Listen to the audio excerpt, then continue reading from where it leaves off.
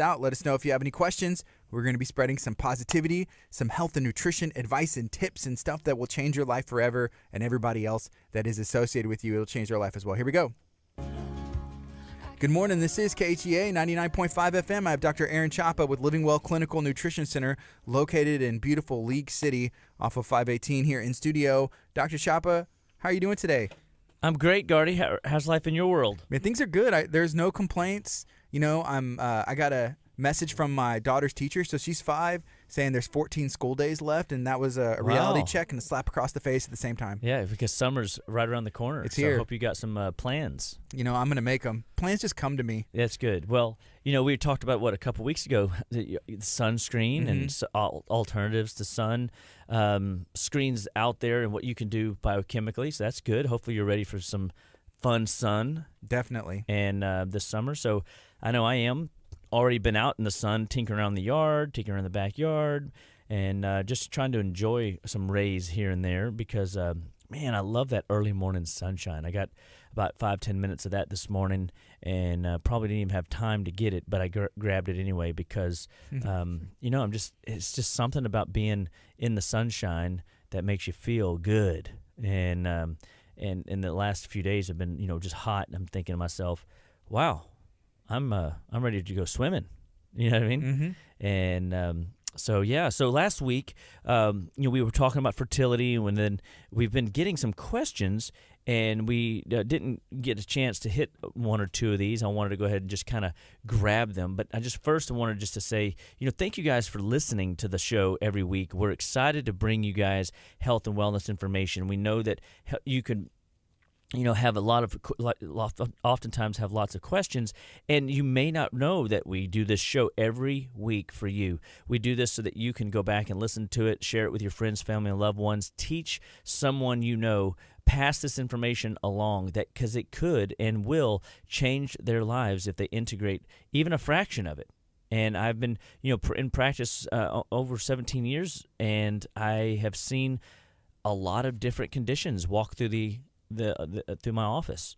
And I think, you know, first and foremost, when dealing with diseases in the 21st century, we have to stop, you know, accepting them as our diseases and or diagnoses. They're just names. They have to bow to Jesus. They have no place in our lives. We first, you know, want to take, you know, take authority over the process that the disease is trying to root into our bodies. And I think first and foremost, recognizing that it's just a name, and we can then navigate from there. And, you know, the great Socrates, or was it Hippocrates? It doesn't matter. But one of the greats, you know, always said digestion is key, that all disease starts in the gut. And, you know, as we get into the work today that we're talking about in these questions, I think they might, you know, open up a can of worms for us. So if you have follow-up questions and you're live with us today on the show, make sure that you ask them. We can talk it through while you're listening live. For those that are getting the recap, Gardy, where can they catch some of our past shows and or go for you know, slowing it down? Because some people tell me I speak a lot fast and speak too fast sometimes. Yeah, you can slow that down. If you go to Spotify or Apple Podcasts, wherever you get your podcast from, Dr. Chapa is on there, and you can search and just subscribe one time. So you can search Living Well Clinical Nutrition Center or Dr. Chapa, and it'll pop up. Look for his logo. Make sure you subscribe. And there's like hundreds of episodes and past shows where you can learn and continue to learn and remind yourself and refresh. And if you're listening to this on the podcast, thank you. Feel free to share it with a friend. There's actually a little button where you can hit share and text it straight to a friend and say, hey,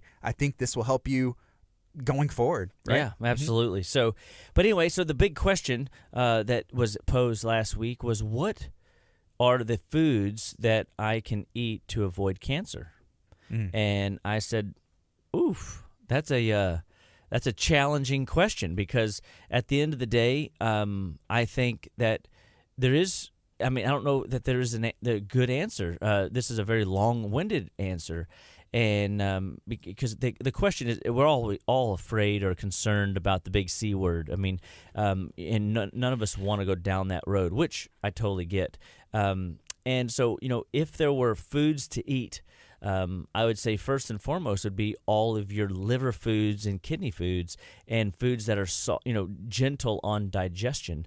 And so green leafy vegetables, key, critical in giving the body nutrients in order to ward off deep-rooted cellular infections that could turn into cancer. I think, when we're talking about, other foods, Brussels sprouts, asparagus, these are artichokes, broccoli, cauliflower.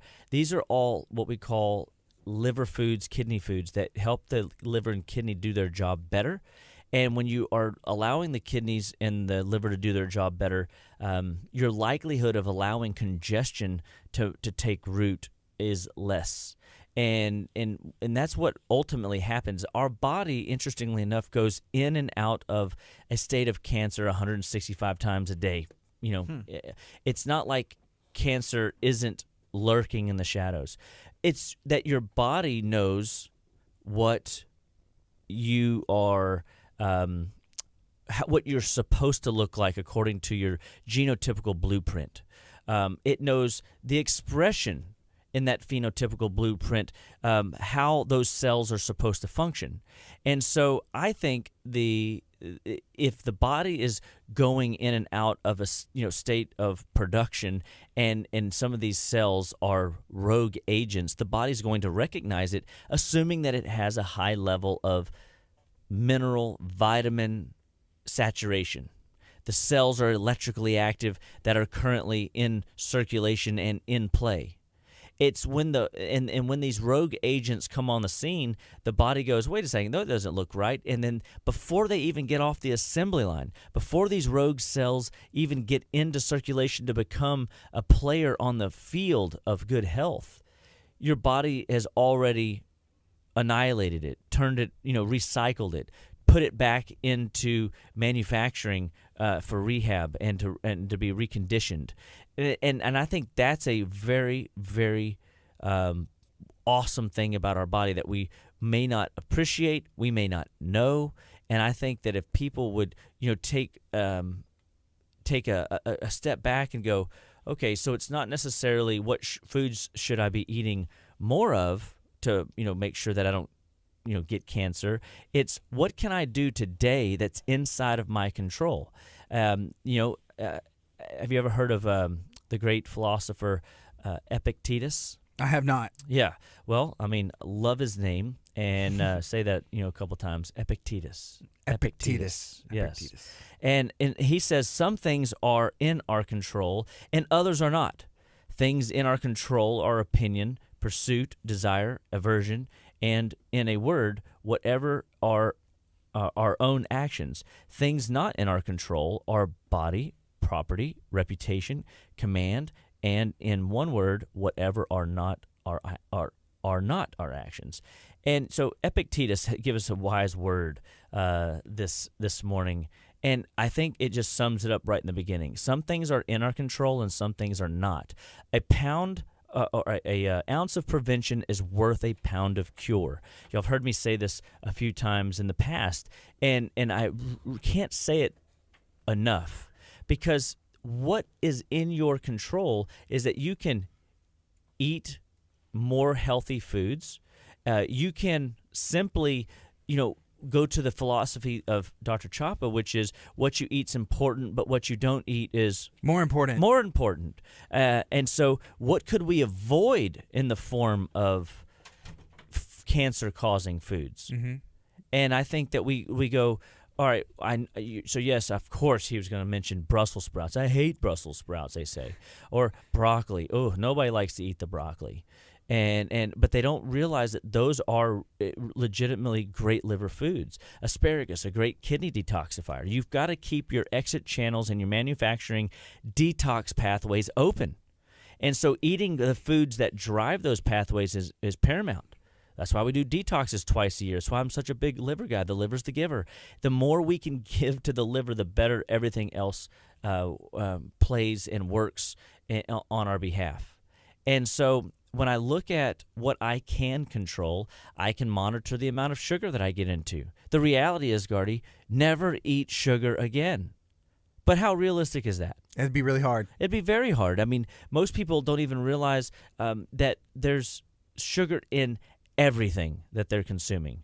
Oh, you dip tobacco? Yeah, there's sugar in the tobacco. I mean, you know what I mean? Yeah. It doesn't matter where you're getting the sugar. Sugar is sugar, and your body or bugs feed on that sugar and manifest into, bigger bugs. And these bigger bugs begin to congest the system, distract the body, and get the body, spinning plates over here, and then it misses the assembly line of cellular dysfunction, or a rogue cell, a cell that we might call a cancerous cell, a precancerous cell that makes it into the playing field and now is not a player for the good. It is a rogue agent. It's a mole. It's a cell that is dysfunctional at every turn. And it's not going to serve you like it's supposed to, but the body missed it because it was robbing Peter to pay Paul elsewhere. And so we've got to go back to the ounce of prevention is worth a pound of cure. And so I really want to go back to this idea in all health. Again, it's not about the diagnosis. The diagnosis is just the name. It's where does the disease show up in your condition, the state of being that you're in the moment, right? And so if you have a digestive disorder, they might call it, irritable bowel syndrome. They might call it ulcerative colitis. To be more specific to where is the inflammation. If it's rheumatoid arthritis, we know that it's the joints that are inflamed and being the target of these rogue agent cells that are going out and dropping bombs on the joints. When we look at multiple sclerosis, we look at the brain, and we know that it's all neurologically derived, and there's dysfunction in the myelin sheaths, and there's dysfunction in different aspects of our brain tissue. And so, but that's just where the congestion is. That's where the acidity is. That's where the body is having an inflammatory response. But one of the things that I've always talked about is 80% of all disease starts where? The cellular level. Yes, but even simple, like a little bit broader. Let's go, come out of the cells and look at just our basic tissues. So we've got our lungs, we got our heart, cardiovascular system, we got our nervous system and brain, we got our digestive system. Is it the gut? It is. Very good. So 80% of all disease starts in the gut. I would venture to say even beyond that, the more I have played this game, 100% of all disease starts in the gut. It goes back to what our great philosopher said earlier in the show when I mentioned that all disease starts in the gut. So what's going on in the gut is differentiating the absorption of nutrients, vitamins, minerals, essential fatty acids, what we can do then to assimilate those vitamins, minerals, essential fatty acids into healthy tissue that will drive healthy function. And so if you invest your blood, sweat, and tears into any one system, I think the better way to answer that question, what are the foods that I can eat to avoid cancer, it'd be better to say, what organ system could I invest in to best increase my chances of avoiding cancer? Wouldn't that be a better question? Because if you take care of the gut, which has the square footage of a tennis court, which means if you and I were standing shoulder to shoulder, how many of us that are listening today could stand shoulder to shoulder on a tennis court? A lot. It'd be a lot of us. And so if the square footage of a tennis court is dirty, well, it makes it a little bit challenging to play the game. And so in this case, the analogy is the game of life, the energy of life, the vitality of life, the vim, vigor, and vip that we talk about so often, that we want you to experience for yourself. So if you are experiencing symptom patterns that is not been diagnosed yet into a disease, you have weeds in your garden, you've got a little debris on your tennis court, and you've got some areas where you can go ahead and start working to clean up. And if you just start in the gut, the digestive tract, from the stomach from what you eat in your mouth down through into the stomach, into the small intestine, large intestine, and to make sure that everything is evacuating appropriately. Just this week, I've got 3 cases. One that has been experiencing seizures. One frozen shoulder. One skin rash, and every one of them started in the gut. They are not having a bowel movement every day. And I'm mind-boggled. I'm still mind-boggled that, man, how can the gut have so much power? Because it's your first line of defense. If it's all gummed up and dirty and you can't eliminate the waste and it gets recycled and recirculated back into the blood, then you've got inflammation and oxidation and acidity happening in the blood. That is stressful to the body, so the body is quickly going to purge through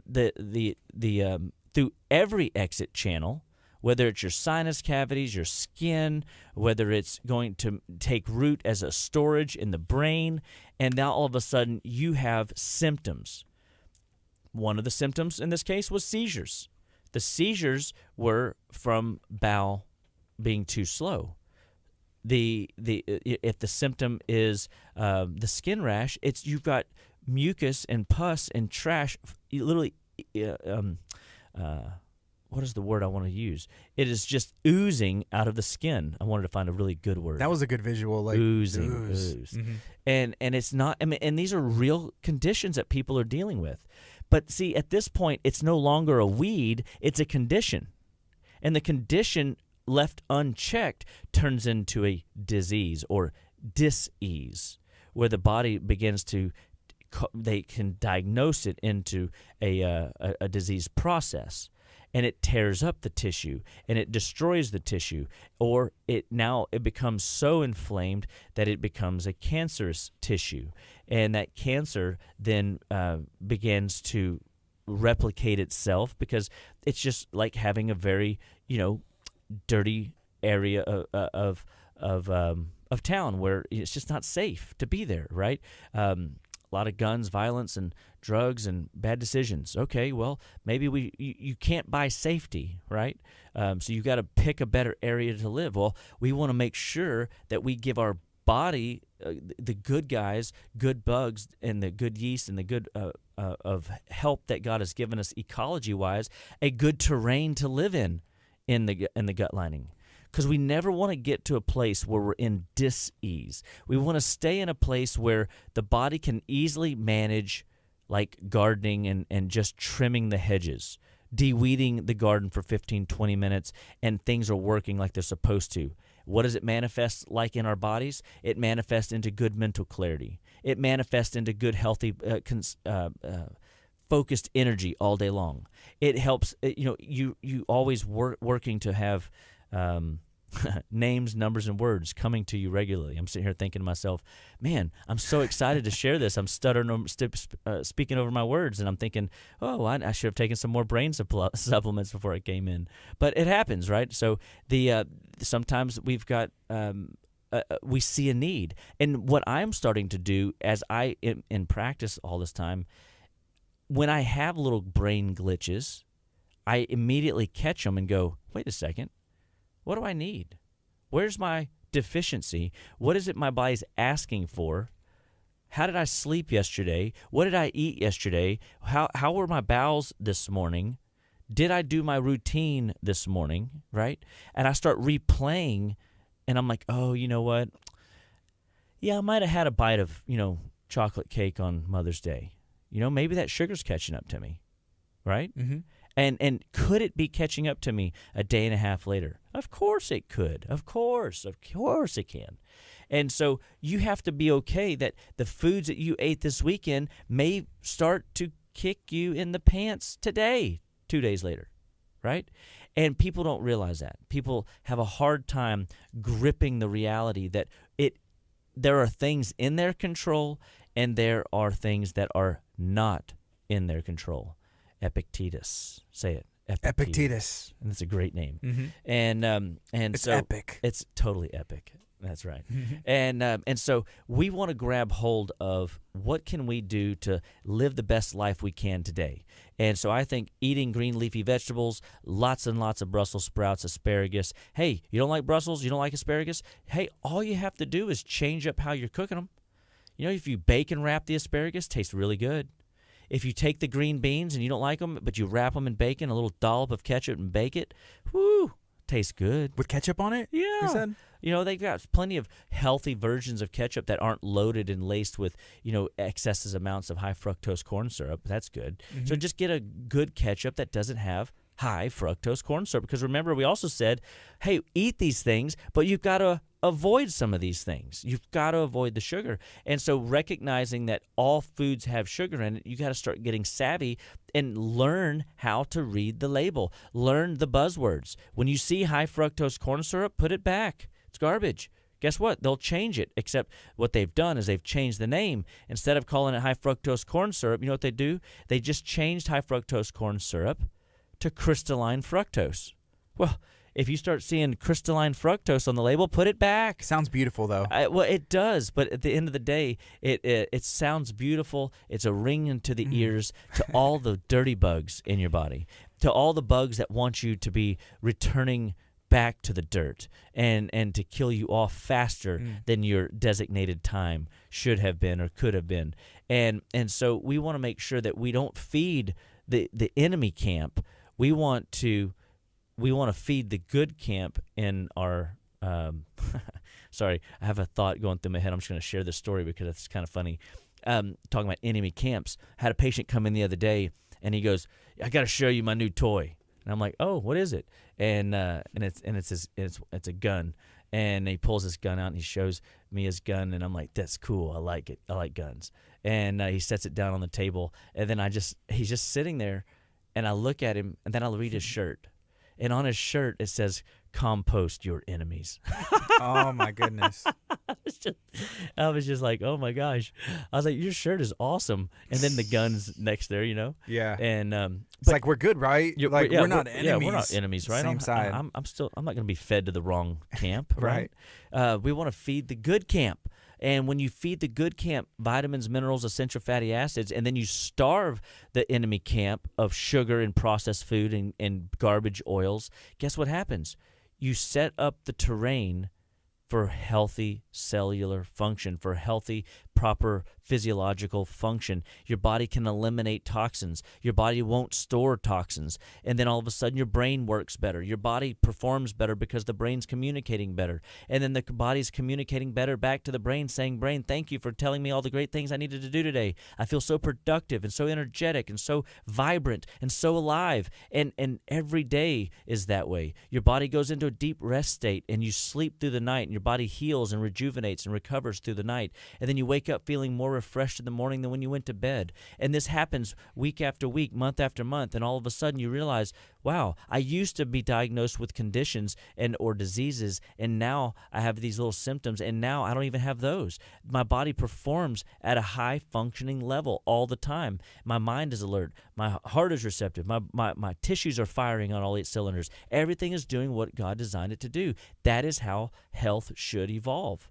So you don't have to go down that enemy road and be decomposed negatively. We want you to be fully alive all the days of your life, fully functional in spirit, mind, and body, as I like to say. And this is all in our control. There's things you can do on the regular. And if it is eating 6 to 11 servings of vegetables a day, if it's eating 6 to 11 servings a week because you're not accustomed to that yet, that's okay. It's bringing in healthy proteins, fish, chicken, turkey, eggs, a little bit of beef, depending on your blood type, making sure that you know your blood type so that you know that there are foods that are inflammatory to you and foods that are not inflammatory to you. Appreciating that there's differences in your chemistry and not just being like, oh, that's not, people have been eating like this forever. No, they haven't. You know, like we've only been accustomed to this weird processed American diet for the last 100 years. It's a very new diet, still relatively speaking. And that, I think, is again, we've just forgotten how to get back to the basics of health and nutrition. So at Living Well, we have this cool class coming up this summer. It's a summer class where we're teaching people how to eat better, live better, be better through food. And it's a 10-week program to teach you all the basics of health and nutrition, how to get into the kitchen and how to turn, a Brussels sprout into something you like instead of something you don't like. And because there's always a way. We were talking about it yesterday that, Brussels sprouts they smell terrible if you steam them. But man, what happens when you shred them? What happens when you dice them? They taste so much different. They taste so much better. And so I like the idea of giving people tools and resources, and that's what we do with our MacroFix classes. And this teen class that we have coming up this summer, if you're a teenager and you want to go through this 10-week class, you're in for a treat. You're going to get all kinds of tools that are going to help you go into the more levels of teen, into your young adult, into the college years, where you're not going to be gaining the freshman 15. You're going to be maintaining your health and vitality. You're going to enjoy the schooling experience because you're going to be, mentally sound while you're in class, and your body's going to, kick butt and take names. That's what you want, as opposed to, being tired and run down and ADD and chasing the squirrels. We've got to get back to food being an important piece, remineralizing, putting in healthy vitamins, and making sure that the body has all of its needs met so that you don't have deficiency. And that's what we help people see, is where the deficiencies manifest. Because just like I was saying earlier, when my brain starts glitching a little bit, I stop and go, wait a second, that's not normal. I know how my brain can perform. I know how my body can perform. I was asking, this bodybuilder yesterday that came in to see me, I said, how do you know when you should do stretching, cupping, stripping, chiropractic, acupuncture? He goes, well, when you have a strong mind-body connection and you know what your muscles are capable of, and when they're not performing at the level they're capable of, I know it's time to get worked on. I need body work. And in some respects, I'm rotating through several different therapies, but there's foundational therapies I know I need. I know I've got to get my nervous system to align back up to give my muscles a chance, because the nervous system tells the muscles to do the job, right? So I was really proud of him for knowing that. Here's a question that came in, if you were done on that thought just for a second. So this is from Celion, and you went over this, and I learned this from you. I didn't know this till a couple years ago. She said, depending on the blood type, I'm B positive. So depending on your blood type, different foods and different things can affect you in different ways. Is that correct? Correct. So you can't assume that you can take your blood and put it into anybody else, because if you just randomly did that, you would potentially kill somebody or be killed yourself. So if our blood is that specific to having certain types of interactions that it can have, it's not a stretch to assume that there's some foods that are going to be inflammatory. There's going to be some foods that are life-giving, right? And so recognizing that if you are a big meataholic, red meataholic, and or barbecue chef, champion, connoisseur, and you're A blood, well, I've got news for you. You're going to have inflammatory distress sooner or later. Nobody can outrun a bad diet. Just because you're getting away with it today doesn't mean you will get away with it forever.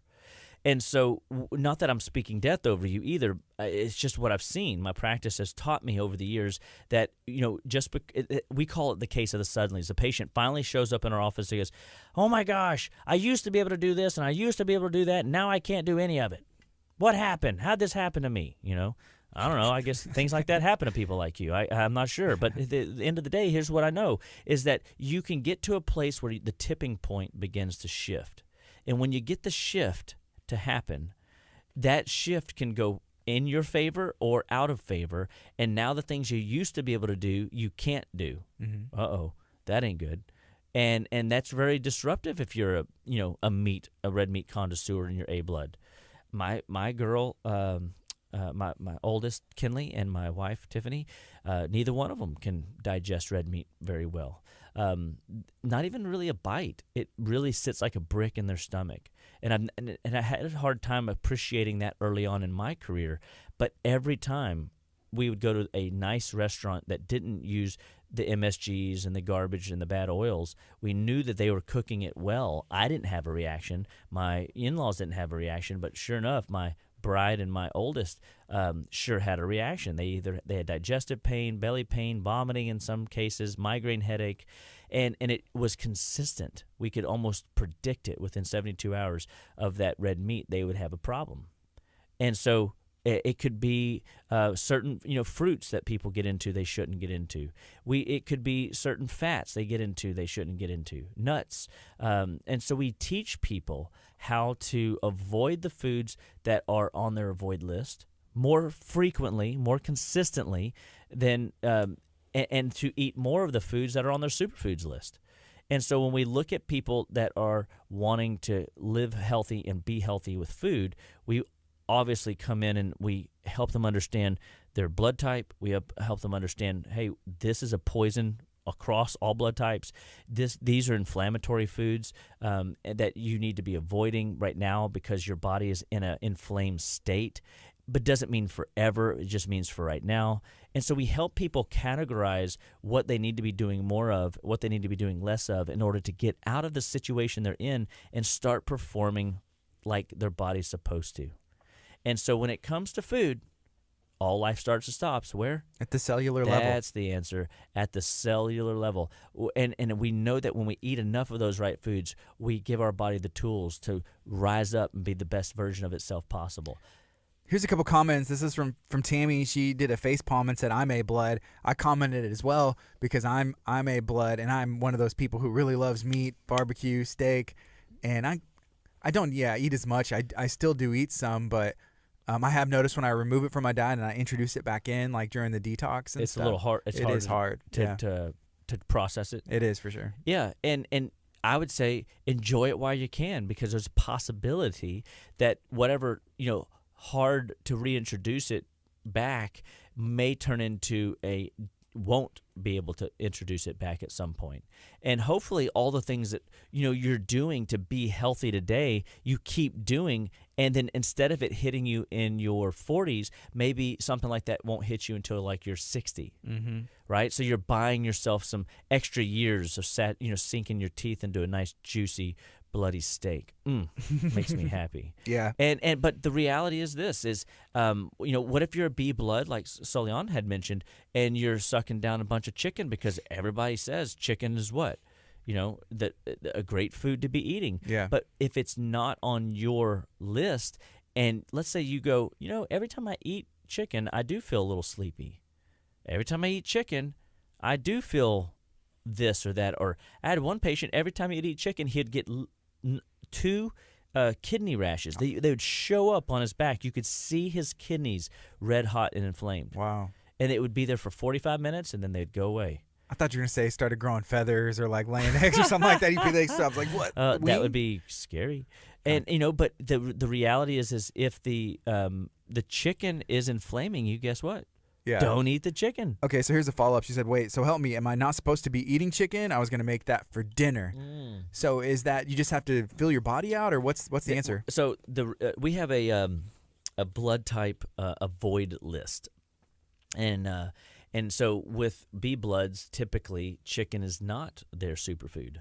It is an avoid. It's very hard for them to digest compared to B-blooded people are more in the fisherman category. And she's probably saying, oh, I hate fish. And again, I would say that just means that we haven't acclimated the palate to appreciate fish, or our minerals are low, or there's some other glitch in the stomach that is not allowing you to kind of rest in who you're supposed to be, in the form of food that you eat.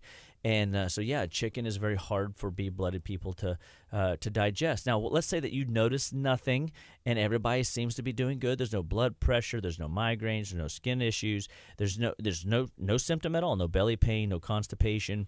And I would say, well, enjoy it while you can and hope that you don't ever have a reaction. But it has been too often a very consistent, for me to see in practice, when people come in with conditions and they're eating the wrong protein.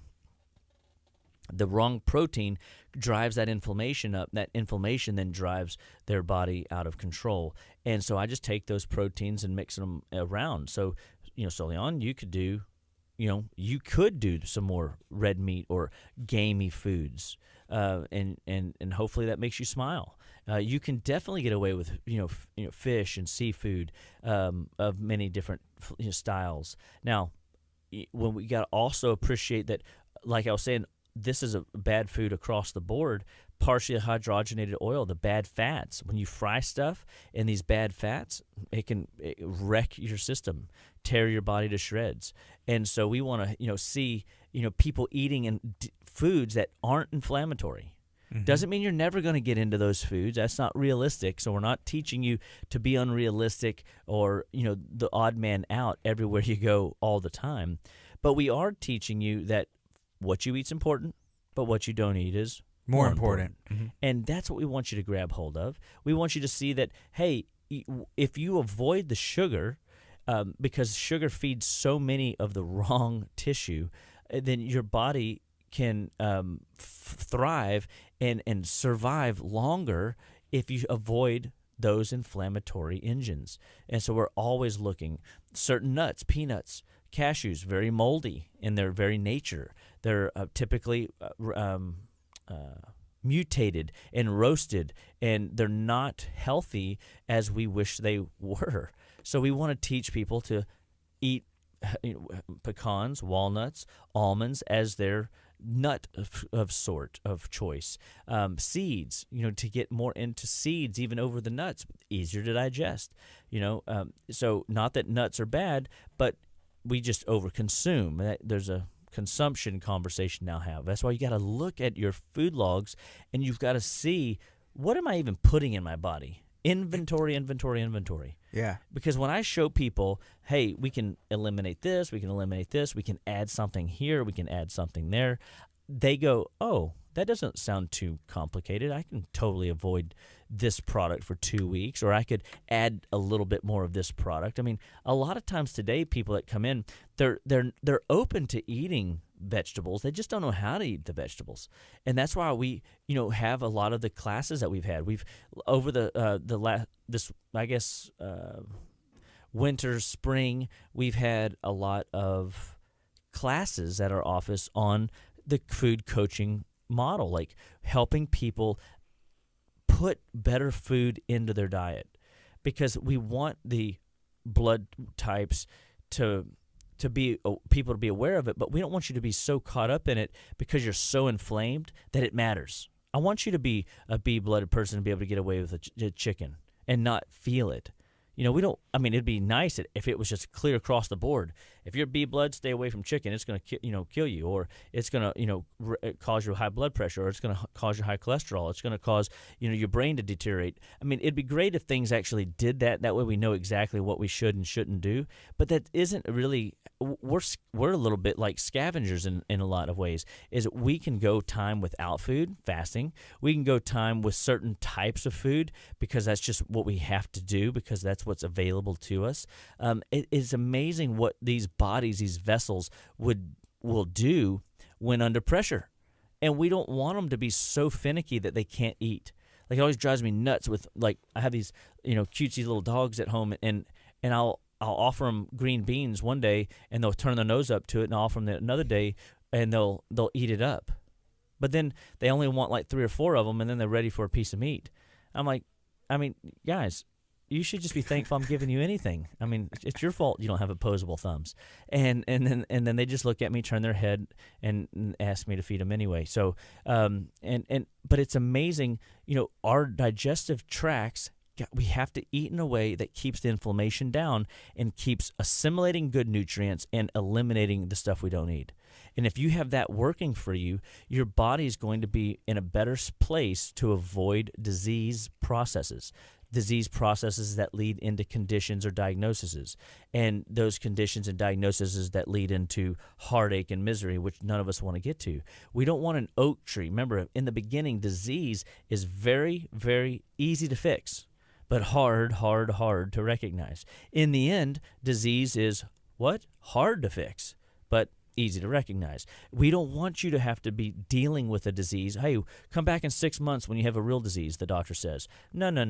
Let's listen to your symptom patterns, because you have, and most people have, symptom patterns they were not genetically born with that we know we can address right now, right here, and begin to resolve issues before they become something more paramount.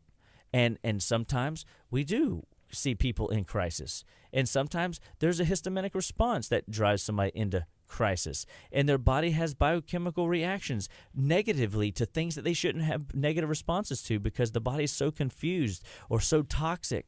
And we have to help the body eliminate these waste particles more effectively and help the body catch up on all the old paperwork that it has built up over the years. You know, if you're supposed to get rid of 2 pounds of poo a day and you only get rid of 1.5 pounds, guess what? You're accumulating waste. And when you accumulate enough waste and you can't get it out, it's just a matter of time before you start having symptoms. Brain fog, energy dips, you start feeling low back pain, you start having weight gain, you start having knee pain.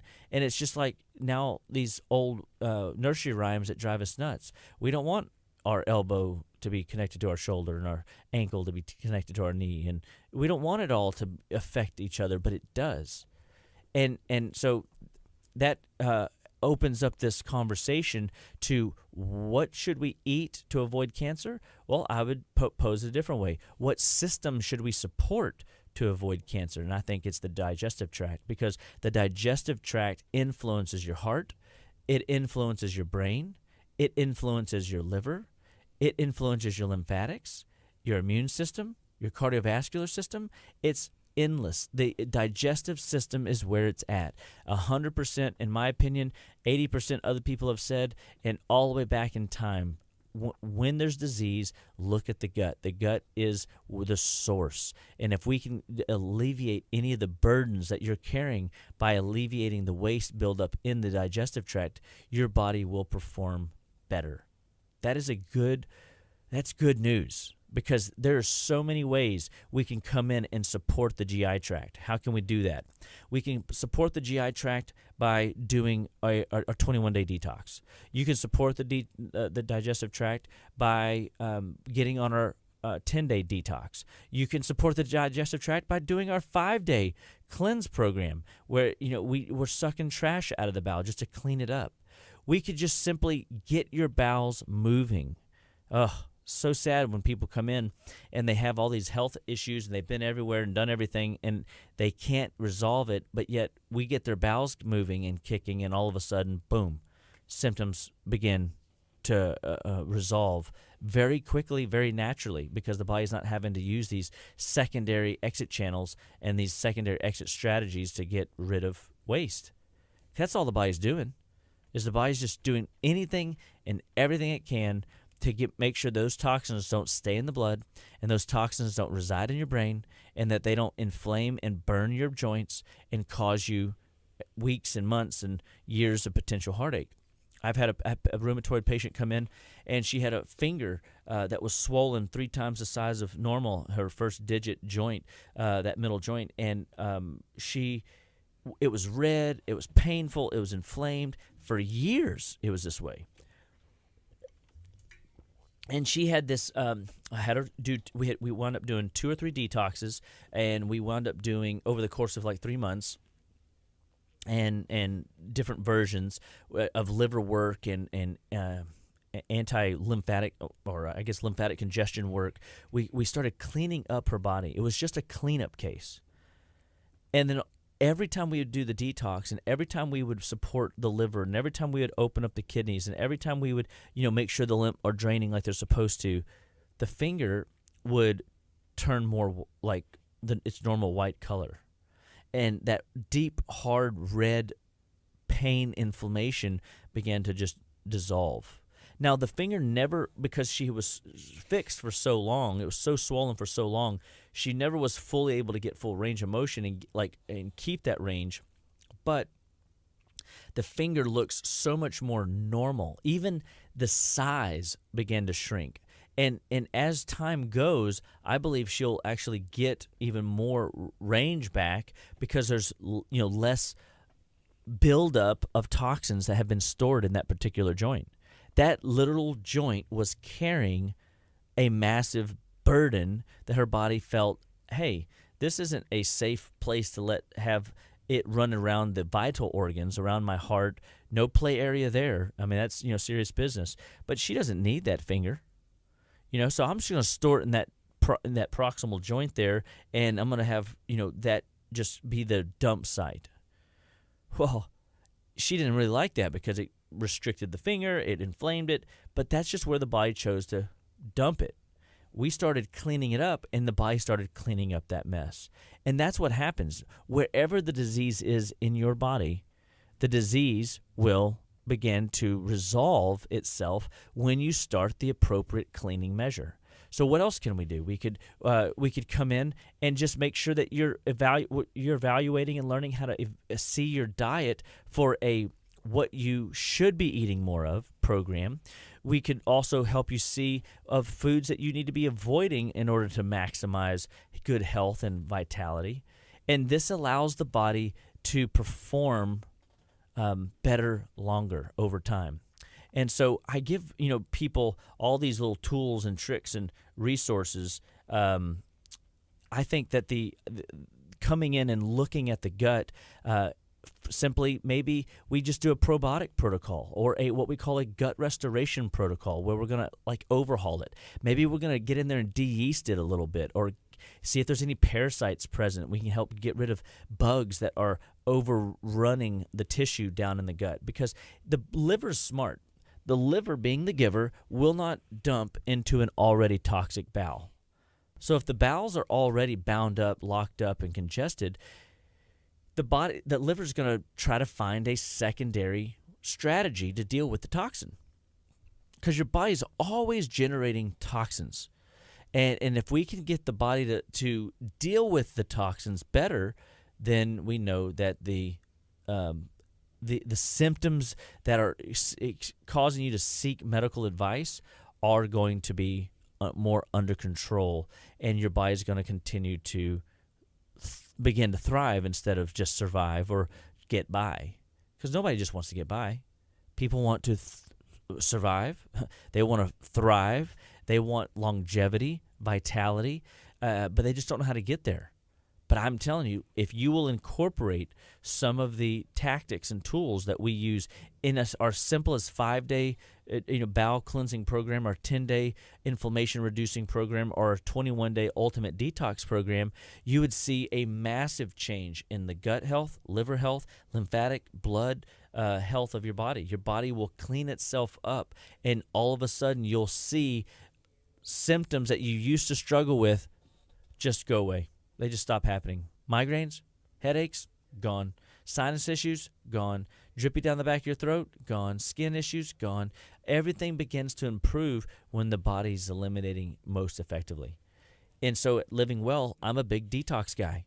I love cleaning up the bowels. I love working with the digestive tract because it is 100% of the time my number one focus. I have to continue to work on it because even when I have a person that's going through a situation elsewhere in the body, let's say it's a brain case, let's say it's a lymphatic skin case, I know that I'm going to have to take care of that bowel because sooner or later, all those toxins that I'm reverting back towards the bowel has to be ready to handle it. And we want to make sure that we're giving the body plenty of tools in order to keep the digestive tract 100% on point so that whatever waste and debris is getting put back into that digestive tract, it doesn't get stored in the digestive tract, recirculated back into the blood from the digestive tract, and create and wreak more havoc for you as a human. We want your body to perform at top-notch levels. And the way to do that is to clean it up. Always and forever. It's an ongoing maintenance. We need to make sure, just like you change your air filters in your home, just like you change rotate your tires on your car, these maintenance things that you're doing to these machineries in our world to make them last longer, to make the investment worth it, you can see your body the exact same way. As an analogy, the better you take care of it today, the better result you'll have tomorrow. And we want you to kind of build your health with the idea of what do you want it to look like after you've done built it. If you have an idea that you want to live vibrantly all the days of your life, you want to feel energy, you want to live with a good, strong, sound mind, the things you are doing today, the situations you're finding yourself into today will affect your tomorrow. So don't make it your tomorrow self's problem. Let's make it what can I do today that I can control in order to maximize my health and vitality for tomorrow, for the end days, for when my body needs me to really, make good, healthy choices. Because that's ultimately the long-term goal, is to make sure that the body is been given over time what it needs to perform well, and it will do exactly that. It doesn't mean that none of us won't get out of here alive. We're all going to the same place, but at the end of the day, we should be able to control what we can and control the journey as much as we can and enjoy the process. And so if you don't like food, we'll teach you how to like food. We'll teach you some cool skill sets on how to live better and be better through good, healthy living practices. At Living Well, we want to be your number one health and wellness resource. We want to teach you the basics of health and nutrition. We want to show you how to get that vim, vigor, and vip energy back into your life so that when your kids want to play, you've got energy to play. When your wife or your spouse wants you to go out to dinner, you have the energy to do that. Living well should be a fun, enjoyable experience because it should open up your palate. It should open up your mind. It should open up your attitude. It should help you be more creative, more vibrant in every area of your life. And I just get excited about talking about it because I believe that all life starts and stops at the cellular level, and nutrition drives it. If we can get good nutrition in, you're going to feel better, and more better all the days. If you can keep the good nutrition in, then you're going to avoid the pitfalls, the sufferings of many disease processes, because the things you do get will be just very common, a little common cold from time to time.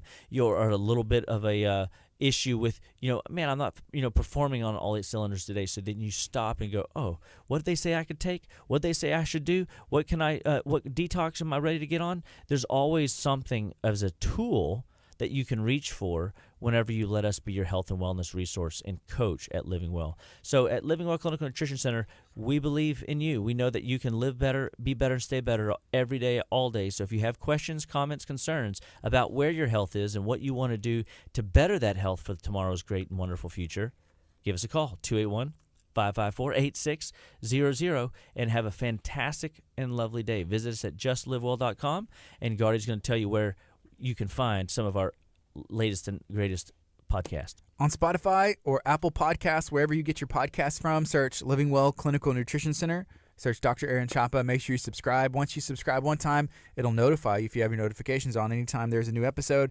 And again, I think the coolest thing is going back and listening to all the past ones and then being able to easily share it from your iPhone or your Android phone and text it to a friend, and then they can have their lives changed forever, just like that. Like, it's a message that they need to hear. Just share it. Super easy. Super easy. Mm-hmm. And so God bless you guys. Have a fantastic, lovely day, and we'll see you guys next week. This is KHEA Radio.